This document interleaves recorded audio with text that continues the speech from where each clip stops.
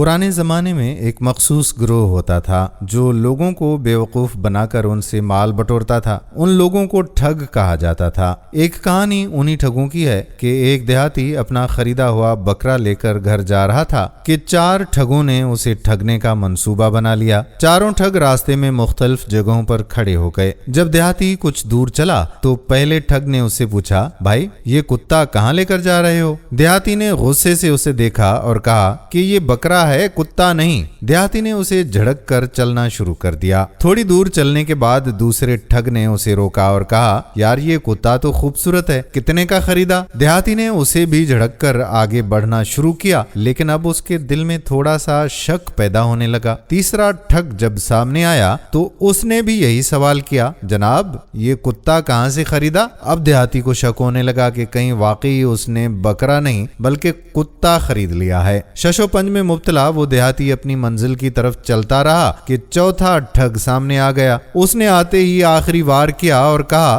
क्या इस कुत्ते को घास खिलाओगे? अब देहाती का यकीन शक में बदल गया और वो बकरा छोड़कर भाग खड़ा हुआ। यूं उन चारों ठगों ने देहाती को धोखा देकर उसका बकरा छीन लिया। दोस्तों, आज के मुआशरे में भी ऐसे ठग मौजूद हैं, लेकिन उनकी नौयत और हथकंडे बदल चुके हैं। ये ठग हमारे ईमान, अखलाक और जिंदगी की बुनियादी इक़दार को निशाना बनाते हैं। इनकी कोशिश होती है कि लोगों को हक और सदाकत की राह से हटाएं और उन्हें ऐसी बातों पर आमादा करें जो उनके फायदे के लिए हों, चाहे उसमें दूसरों का नुकसान ही क्यों ना हो। ये ठग नाजायज मुनाफा खोरी को हक करार देते हैं, लोगों को ईमानदारी के खिलाफ दलीलें देते हैं, इबादत को सिर्फ रसूमात तक महदूद कर देते हैं और नौजवानों को मोहब्बत के नाम पर गुमराह करते हैं। ये निकाह और खानदानी निज़ाम को फरसूदा कहकर जिना को रिवाज देने की कोशिश करते हैं और मजहब को सकाफत के तौर पर पेश करके लोगों को इससे दूर करते हैं। एक सालेह इंसान को इन फितनों से बचने के लिए 2 बातों पर अमल करना होगा।